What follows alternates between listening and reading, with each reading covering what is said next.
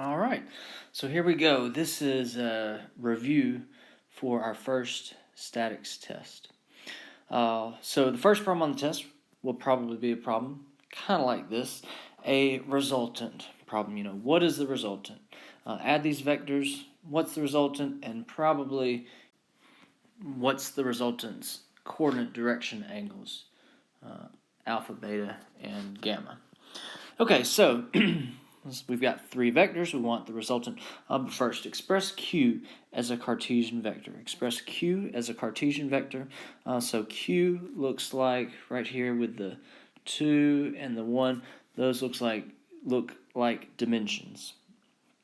So if I've got something and I see dimensions, I'm thinking F equals FU. In this case, Q equals QU. And where U is for dimensions, U is R over magnitude of R. So that's kind of my main thinking. One thing in this problem, very important, is to notice the axes. The axes are a little bit different than normal. So whatever the axes are on the problem, if they're already drawn on the problem, you need to, do it the way it's drawn on the problem. And so here we've got an X here, a Y here, and a Z here. So Z is actually positive down. So however they're drawn on the figure, use those axes for your problems. All right, so Q. In dimensions, so Q equals QU. So let's work on that one, start with that one. Q would be 4 kilonewtons times R over R. So R is how far does it go in X, how far does it go in Y, how far does it go in Z. So R, how far does it go in X? I would say -2 in the I. How far does it go in Y? +2 in the J. Then how far does it go in K? +1 in the K, right? Positive is down. Divided by 2 squared, 2 squared, 1 squared, take the square root. So then we can multiply that through, right? Multiply that through. And we should get a Q of -2.67I plus 2.67J plus 1.33K units are kilonewtons. It asked for it, so I'm going to box it in. All right, so that was A. Expressed as a Cartesian vector. When it says expressed as a Cartesian vector, it just means in IJK form. All right, B. Express P as a Cartesian vector. And P, looking up on that figure, P is spherical, right? That is spherical. It doesn't give me the all the angles straight to the axes. You see that sort of that shadow, that 30 degrees to its projection here. Right here is its projection onto the XY plane. And it says that projection is 30 degrees from X. Okay, so it is a spherical problem. Spherical problems, I kind of think of them as two-dimensional problems. So my first 2D problem is breaking that force into its XY component right here, its XY component right here, its projection on the XY plane, and its Z component. So notice that it was pointing actually into the into the origin. So this is a 2D problem right here. So breaking that one into a two-dimensional problem, I'm going to say PZ would be what? Well, you could do this a few different ways. If it's 50 degrees from there, it would be 40 degrees inside that triangle. That might be a good place to start. But I kind of like to use the angles that are given to me. So 50 degrees right there. So it's Z component. So look carefully. I'm just going to redraw that component right down here. And so if it's 50 degrees right there, then the Z component is 2 kilonewtons cosine 50. Whereas the XY component will be 2 kilonewtons sine 50. But if you had used right here, if you had used cosine of 40, you would have gotten the same answer, right? This is a 40-degree angle right there because it's 50 degrees from that z. All right, PZ is 2 cosine 50. That would be 1.29 kilonewtons. I need to add in my own positives and negatives. It is kind of pointing downward, and downward is positive, so that's a positive. 2 sine 50 is 1.53 kilonewtons. I'm not going to have any positives or negatives on the xy component just yet. All right, now I've got to break this 1.53, which is right here, right? This 1.53 is right here onto that plane. Need to break it up into its one component here and one component there, right? Did you see that? This one component there and one component there from the 30-degree, I drew over this, the 30-degree angle. Okay, so I can do that. I'll take 1.53 in the x. If you go back and look at that figure again, the x component would be cosine. So 1.53 kilonewtons cosine of 30, and the y would be 1.53 kilonewtons sine 30. So that would be a magnitude of 1.33 kilonewtons and a magnitude of 0.765 kilonewtons. Now, which one of those should be positive, which one should be negative? That's definitely in the negative x and the positive y. Did you see that? Negative x and positive y, so I need to add in my own negative right there. So there I've got the p in its, there's y, there's x, there is z. So p as a Cartesian vector would be negative 1.33 in the I plus 0.765 in the j plus 1.29 in the k. It needs units. Units are kilonewtons.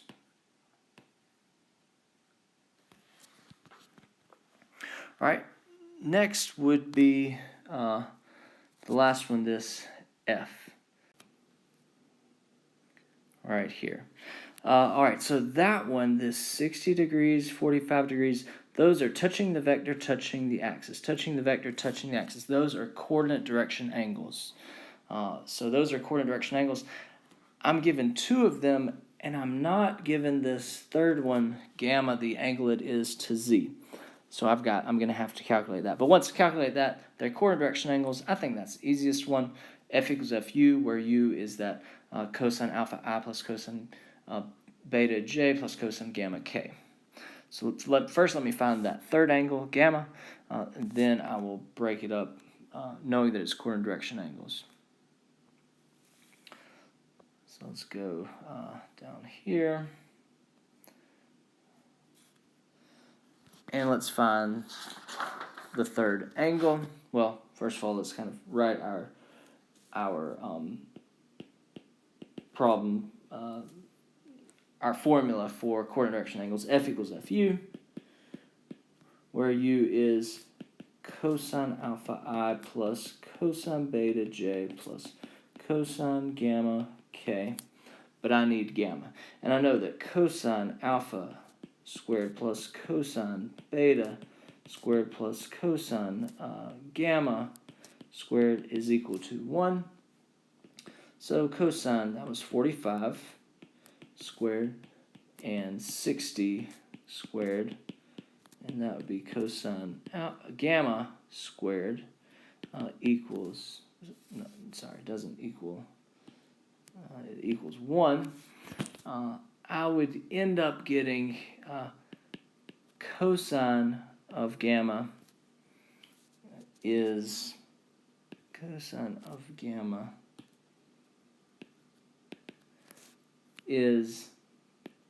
positive or negative 0.5. So if cosine of gamma was positive 0.5, I would get 60 degrees if cosine of gamma was negative 0.5, I would get 120 degrees. And from the figure, I could tell that it's going to be this 60 degrees.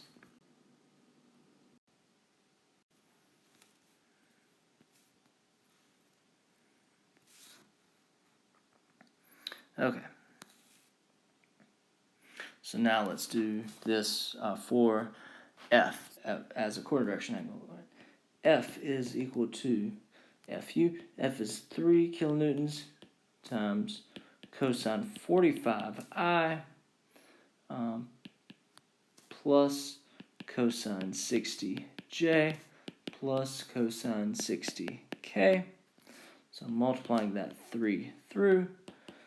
F would be 2.12I plus 1.5J plus 1.5K. Units are kilonewtons. It needs units. If I ask for something, then box it in, and if I ask for something, it needs units.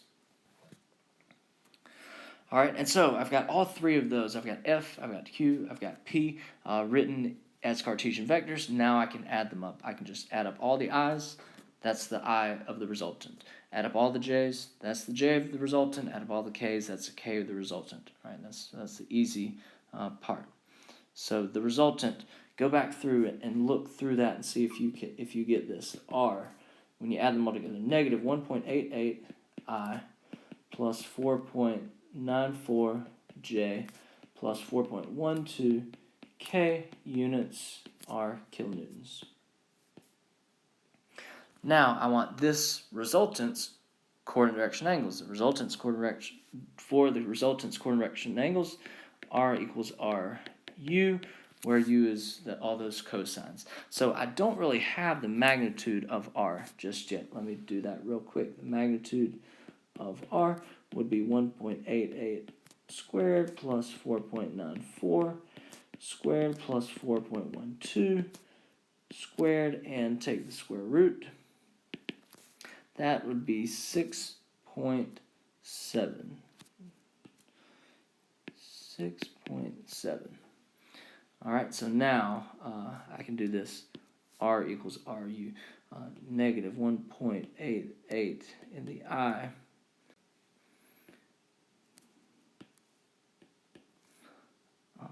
plus 4.94 in the J plus 4.12 in the K is equal to 6.7 times cosine alpha I plus cosine beta J plus cosine gamma K.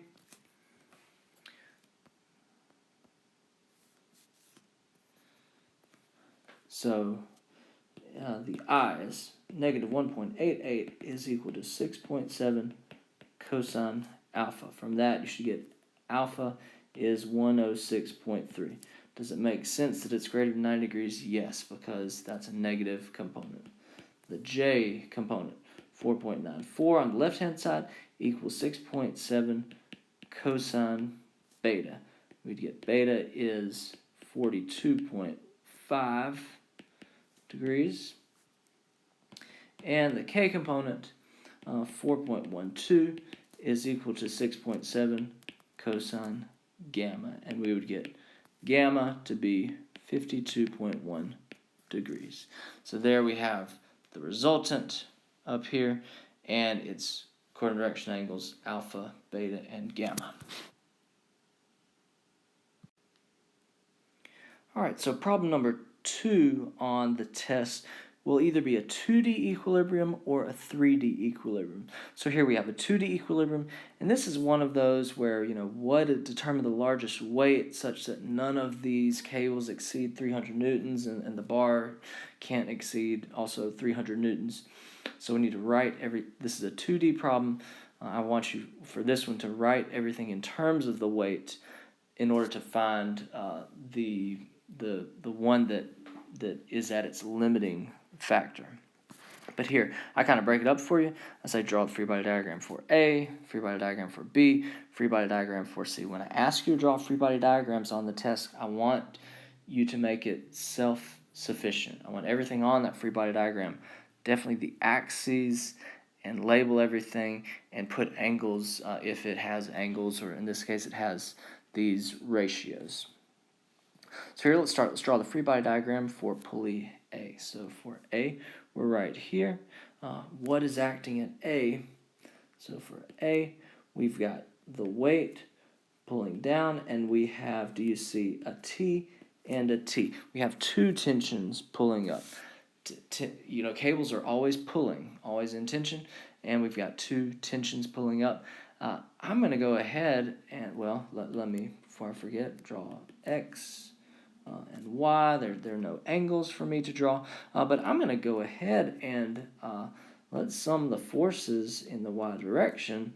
2T minus W equals 0. So wouldn't you say that the tension right here in this, these two cables, the tension is 1/2 W. So I've written tension in terms of W, the tension in those cables in terms of W. All right, now let me go to B, free body diagram for pulley B. So look at B. So here is B. What do I have acting on it? I have 1, 2, 3 ropes pulling down. So I have 3 ropes pulling down. This is the same rope. Do you see that this is one rope, and it's the same tension that I had in my free body diagram for A. And so I'm going to go ahead and put, this is the same T, T, T, and each of those is 1/2 W, 1/2 W, 1/2 W. All right, and then I have a different tension going up here. I'm going to call this tension in BC, and I think you can tell, maybe we'll write the equation, summing the forces in Y. First, I need some axes. And I wouldn't mind if you went ahead and drew, X and Y out here and say all of your free body diagrams are going to have these X and Y axes. That's fine. Summing the forces in Y would be positive TBC and negative 3 of these 1/2 W's equals 0, right? Sum of the forces equals 0. Anyway, we would get, let me draw it up here, TBC would be equal to 3/2 W, or 1.5 W. So here, the tension up here in that cable would be 1.5 W. So I need to kind of look at all of the cables and see which of the cables is going to be at the maximum, at its limiting factor. All right. Now let me draw the free body diagram for point C. So what is acting at point C? What is acting at point C? Here we go. Here's free body diagram for C. We have the tension in BC, TBC, pulling down, and that is 1.5 W. We have the tension in CD, and that is acting at a 12/5 angle. 12 squared plus 5 squared, that would be 13 squared. And then we have the force in this cable CE. I'm going to go ahead and draw it. I think I know that it's going to be in compression, force CE. But if you drew it in tension, your answer for this F would come out to be negative, meaning you drew it in the wrong place, and so in the wrong direction. So this would be 7, 24, and 7 squared plus 24 squared. This would be 25 right there. All right, keeping the same X and Y axes. Now for this one, I am going to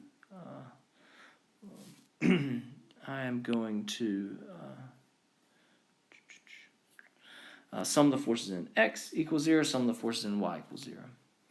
So here, summing the forces in X would be the 12/13 component of TCD, and then the way I drew it would be minus the 24/25 component of FCE equals 0. Two unknowns, I can go ahead and say TCD, write TCD in terms of FCE. It would be TCD is 1.04 FCE. All right, and going to summing the forces in Y. Summing the forces in Y would be, let's see, the 5/13 component of TCD plus the 7/25 component of FCE and minus 1.5 W equals 0.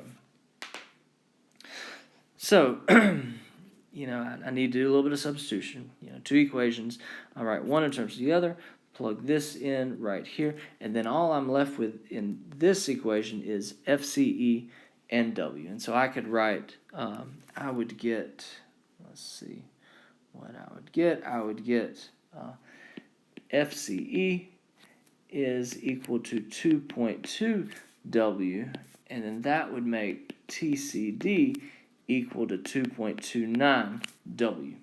All right, so I've written everything in terms of W. And so which one is the limiting factor? Well, I've got 0.5 W, 1.5 W, 2.2, 2.29 W, right? That would be the limiting factor. That would be the limiting factor. And I am going to set this to the maximum. And the maximum was 300 newtons. So I'm going to set that to 300 newtons. Last step is really quick. I'm going to put 2.29 W is equal to 300 newtons. So the weight would be 130.8 newtons. And that's what the question asked for. All right, so here's an example of a three-dimensional particle in equilibrium. So we have this 200 kilogram cylinder hung by these two cables, AB and AC, and a horizontal force P to the wall holds the cylinder in the position shown. Determine the magnitude of P and the tension in cables AB and AC. So we have three unknowns: P, the tension in TAC, and the tension in AB. All right, the axes aren't drawn on here. I'm going to give them my own axes. I'm going to call this X, Y, and Z just to kind of help me. But you could define your axes however you want to. In the end, we should come up with the same answer. All right, so in three-dimensional problems, I like to start by breaking everything up into their components. Let me start with P, and let's also don't forget the weight, because so sometimes those are kind of the easiest to forget. All right, so the weight is 200 kilograms. 200 times 9.81 is 1926. So, and it's down 1926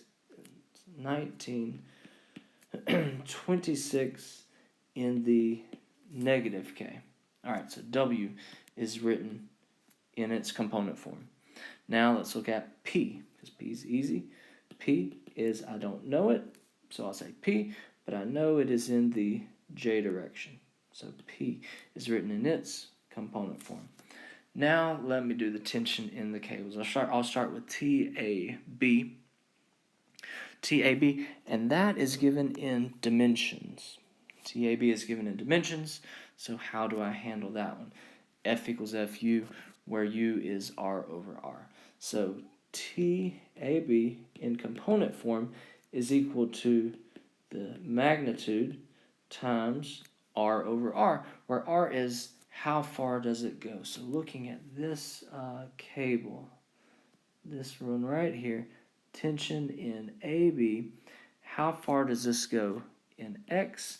How far does this go in Y? How far does this go in Z? So in X, I would say, looking at it, it comes towards me 8. So I would say 8 in the I. And then in the Y direction, it goes back 1.2, right? It's 1.2 off of that xz plane. It goes back to the xz plane. So negative minus 1.2 in the j. And then in the k direction and the z direction, it starts out 2 meters high. It ends up 12 meters high, so it goes plus 10 in the k.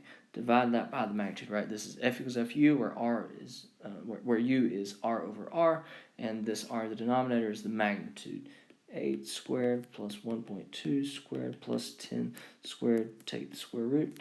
So multiply that out as much as I can. TAB would be the magnitude times, and this should come out to 0.662 in the I minus 0.0933 in the j plus 0.777 in the k. All right, so that's pretty much in its component form. When I need the components, I can just take each of those, multiply it times TAB, and that's that component. All right, let's look at TAC, also in dimensions. So this TAC would be in the x direction, it would go back 10, negative 10 in the I, to the left 1.2 in the j, and up 10 in the k, divided by the magnitude. 10 squared, 1.2 squared, 10 squared, take the square root. All right, so doing that math would be, TAC would be the magnitude, which I don't know, times, this comes out to be negative 0.705 in the I minus 0.0845 in the j plus 0.705 in the k.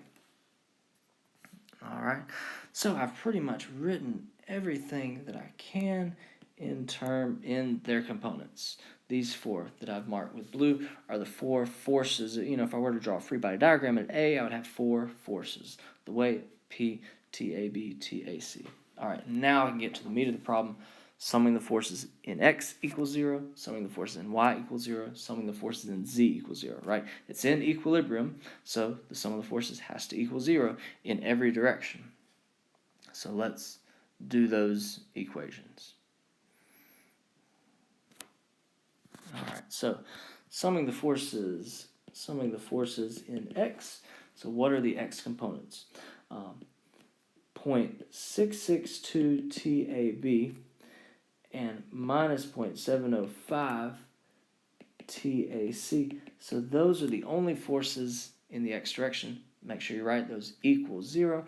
I can't solve, but anytime I have one equation with just two unknowns, I'm probably going to substitute. So I'll say TAB is equal to 1.133 TAC. All right, now let me move to the next equation, summing the forces in Y. All right, what is in Y? P is in Y. And then those cables, negative 0.0933 is the TAB component in Y, and negative 0.0845 TAC equals 0. Okay, three unknowns. I could maybe plug that first one in right here, but let me leave a little bit of room and go to summing the forces in Z. Summing the forces in Z, that weight was in Z, negative 1926, right? It gave me kilograms, it gave me mass, right? 200 kilograms, I have to multiply that times 9.81 to get a weight, to get a force. So negative 1926 plus 0.777 TAB plus 0.705 TAC equals 0. Okay, this has two unknowns. If I go ahead and plug in this for TAB right there, then I only have TAC. So you can do that math from this equation, plugging in 1.133 TAC right there, and then combining these two, plugging the 1926 on the other side. All right, we should get TAC was 1238 newtons. That was one thing it asked for. Then plugging that into one of these, we would get TAB is 1402. And then plugging all of those into the y equation, we would get P to be 235 newtons. And those are the three things that it asked for. Okay, so the last problem on the test, problem number 3 on test 1, will be a moment problem, a 2D moment problem. And it could be something that is a more realistic drawing. I think this one is pretty clear what it is, but hopefully you don't get stumped or slowed down if it's a drawing of something other than just a beam. Anyway, here we have this thing. The total weight of this block right here is 50 newtons, and if alpha is 40 degrees, so this is a 40-degree angle from vertical, calculate the moment about A. So I hope you can see what I'm saying is we have this force right here, right? We have this tension, that tension right there, and we have this weight right here. We have this weight of 50 newtons right there. So what do these forces create about A, where A is, it's not really specified, but I don't tell you, the thickness or anything. A is just down here. So these two forces, what moment do they create about A? All right, so I know that the tension right here, this weight pulling down is 50 newtons. This is one cable. I know the tension around a cable is the same. So also over here, I'm going to have 50 newtons right here. All right, so let's calculate the moment that these create about A. I'm going to start with this weight of 50 right here. All right, so the moment about A would be equal to the 50 newtons from the weight, right? A 2D moment, right? Moment is force times distance. It's force times perpendicular distance. And here I do know the perpendicular distance from this force of the weight to there. Let's see, let's be careful. It's 3 meters here, but this disc has a radius of 0.5, so it's only 2.5. So 2.5 meters. Now, is that in the positive or negative K? Is that in the positive or negative K? Think about A as my pivot point. If I've got a vector over here pushing down, that would be counterclockwise, and counterclockwise is positive, so that would be a positive moment. Okay, now let me find this other the moment caused by this other 50 Newton force. I think it's going to be difficult to find that perpendicular distance, so I'm going to break this 50 Newton force into two components. So into one component and two components, where this component would be 50 cosine of that 40-degree angle. This would be 50 sine 40. All right. So let's do this 50 cosine 40. 50 cosine 40 is acting, what is this one's distance away from here to here? It is 3.5 meters away, and that would be in the counterclockwise, so positive K. And then this 50 sine 40 is acting 4 meters away, right? From the line of action of here, perpendicular. So this is really the distance right here, in red, the 4 meters. So acting 4 meters. And this one is out in the positive or negative K. If it's up here to the left, think of A as my pivot point. Kind of stick your finger on your paper at A and push the paper over that force and see what direction your paper rotates, that would be counterclockwise, so that would also be positive. And so I can just sum all of these up. You should get 387.7 in the K, and the units are newtons times meters. They're Newton meters. So the moment about A caused by those two forces would be 387.7 Newton meters.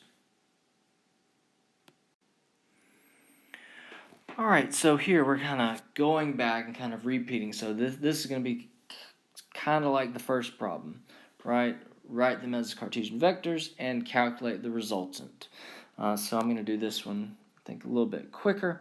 But let me express F1 as Cartesian vector. F1 is spherical. So my first step is breaking that one up into its z and its xy component, and then taking this xy component and breaking it up into the x and y. All right, so here, my first two-dimensional problem is taking this, okay, and in the problem statement it told me that F1 was 100 newtons, F2 was 25, and F3 was 50. So taking that 100 Newton force and using that 60-degree angle, breaking it up into Fz and Fxy. So I would say F1z would be 100 sine 60, whereas F1xy would be 100 cosine 60. So 100 sine 60 would be 100 sine 60 would be the 86.6, where 100 cosine 60 would be 50. I need to add in my own negatives. Is that in the positive z direction? Yes, that is a positive z component. And now I'm going to take that 50, break it up into x and y, using the angle that it is, the projection is from x or y. So using that 25-degree angle. So Fx would be 50 cosine 25, Fy 50 sine 25. So the x component would be 45.3, the y component 21.1. I need to add in my own negatives, so x is definitely in the positive right there, but y would be in the negative.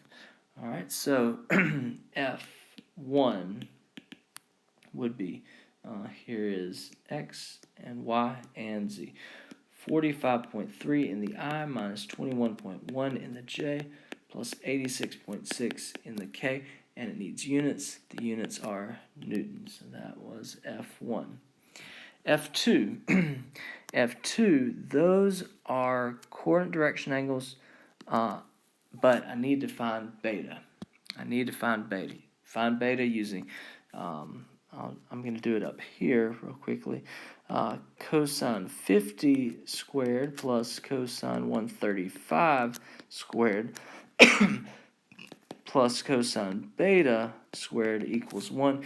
You should get beta to be, see if you can do this, to be 72.9 degrees. So once you get that third angle, beta is 72.9 degrees. Now it's coordinate direction angles. You know how to deal with coordinate direction angles. F equals Fu, where U is all of those cosines. So let's do that. So for F2,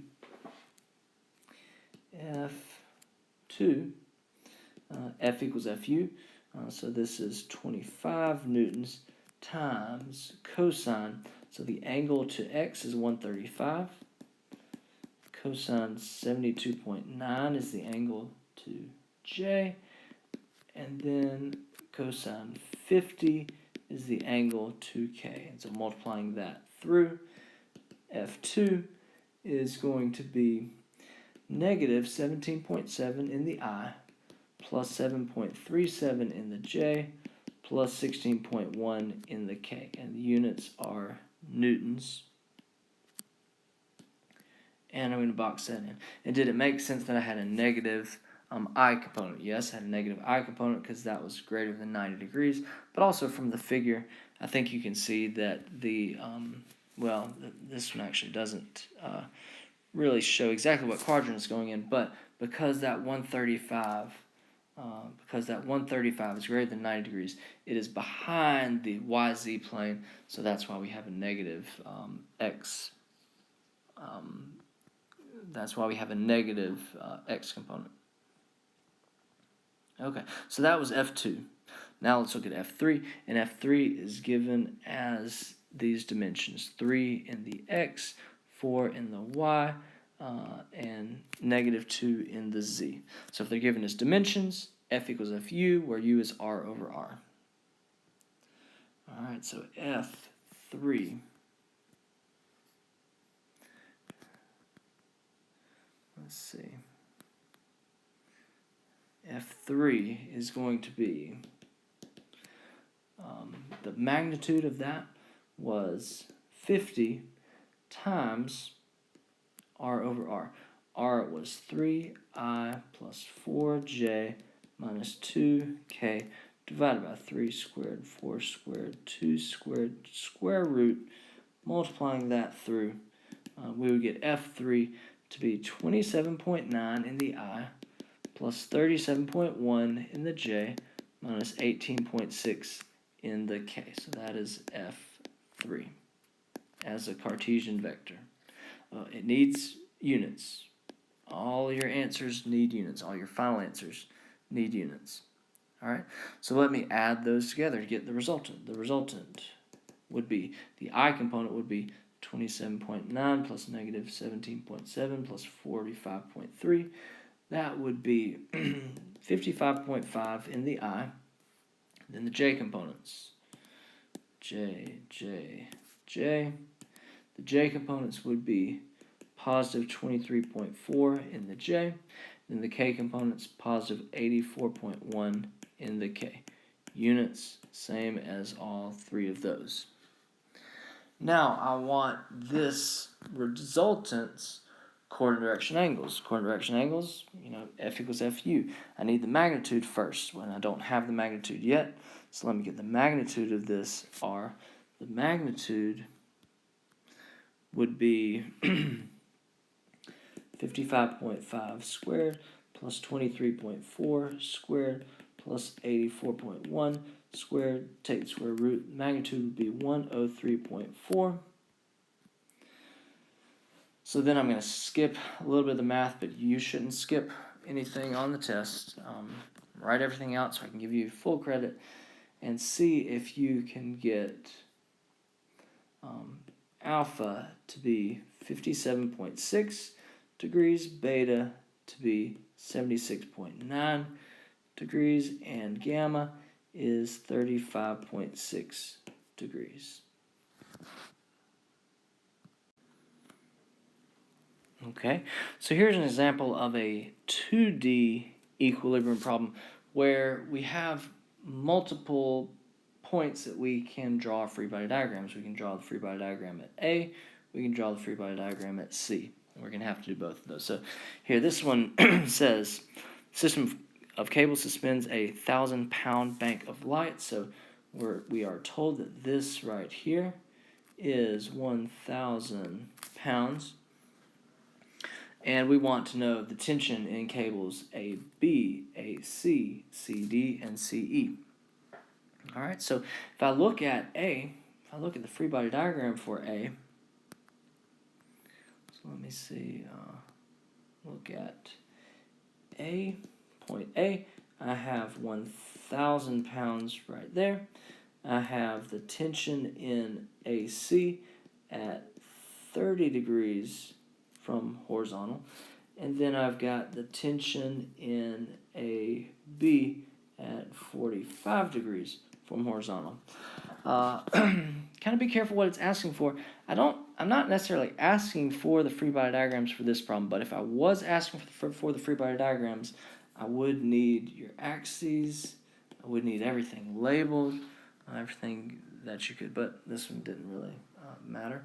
But anyway, I've got that free body diagram. It's in 2D. I have two equations. Sum of the forces in x equals 0. Sum of the forces in y equals 0. I can solve for those two unknowns, TAB and TAC. And so let's do that. Summing the forces in the x direction. TAC cosine 30 and negative TAB cosine 45 equals 0. That was one equation, two unknowns. Let me skip ahead and leave room.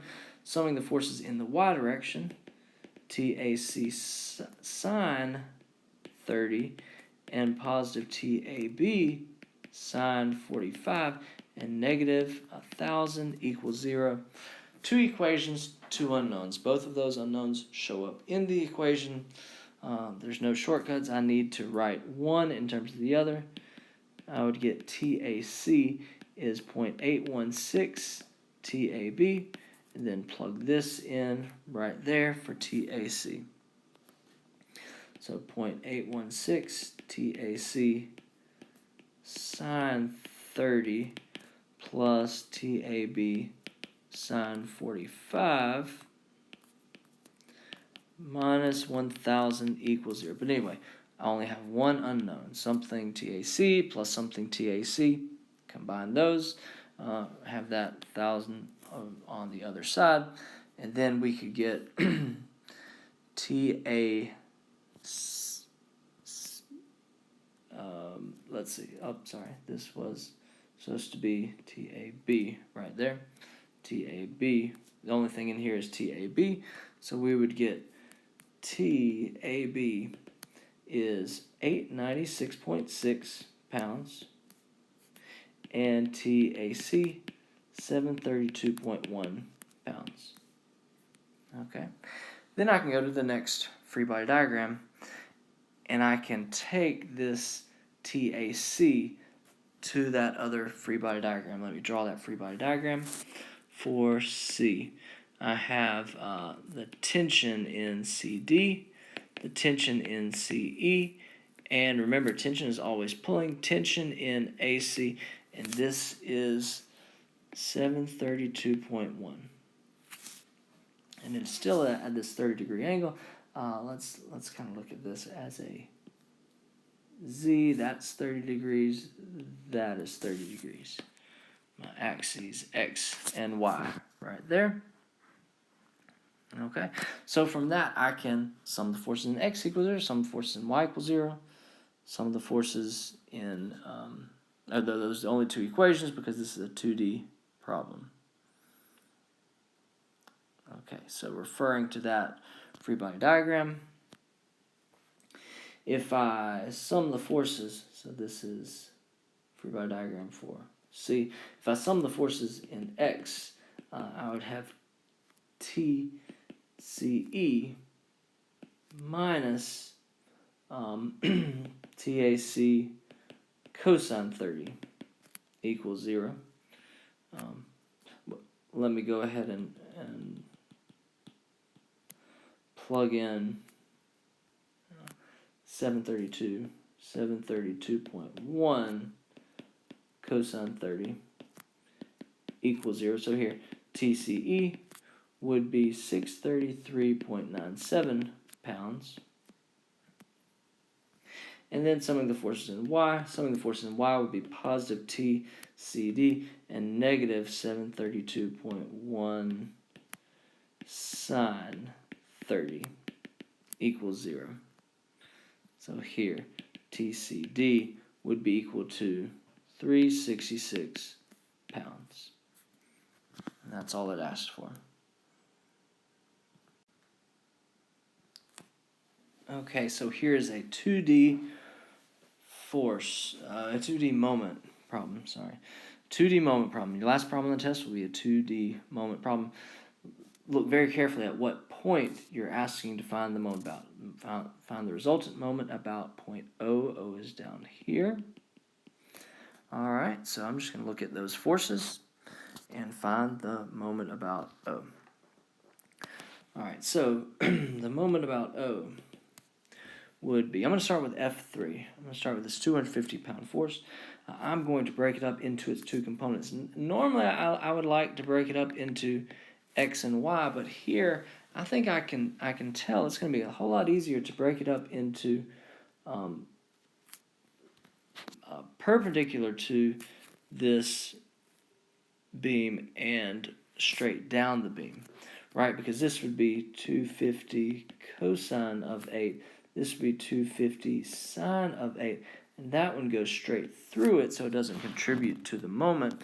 And so all I have is 250 cosine of 8. That's just the force. And it is acting 6 feet away. So I think I'm going to leave everything pounds, leave everything in feet. All right, so that's the moment caused by F3, and it is rotating counterclockwise, so that would be a positive K moment. All right, took care of that one. Let me do F2. It seems somewhat easy. F2. All right, so F2 would be 200 pounds, and its perpendicular distance away. It's perpendicular distance. I like to kind of extend this forward and backward. So I think that's how I can really tell that its perpendicular distance is going to be this distance right here. Maybe you can think about this distance right here. And it's like this triangle right here. This triangle right here is a pretty important triangle. That's 30 degrees right there. The hypotenuse is 6. So this distance would be 6 cosine of 30. This distance right here would be 6 sine 30. We might use that later. But anyway, its perpendicular distance would just be 6 cosine 30 feet. All right, and this force right here would be clockwise. Counterclockwise. And counterclockwise is positive K. Would be positive K. Okay, then this 300-pound force, I think it's going to make most sense to break it up into the standard X and Y. This right here would be 300 cosine 25. This would be 300 sine 25. And then I could find those perpendicular distances. Let me do 300 cosine 25 right here is acting, let me draw this in blue, is acting this perpendicular distance right here, that perpendicular distance from O. And so that is going to be 6 and 6 sine 30. So that is going to be 6 plus 6 sine 30. And that would be in the positive K. And then this other 300 sine 25, 300 sine 25 is going to be acting a distance of 6 cosine 30 away. And that one is going to be in the negative K. And so just adding those up, we would get 4,312.8, and the units, all the forces were in pound feet.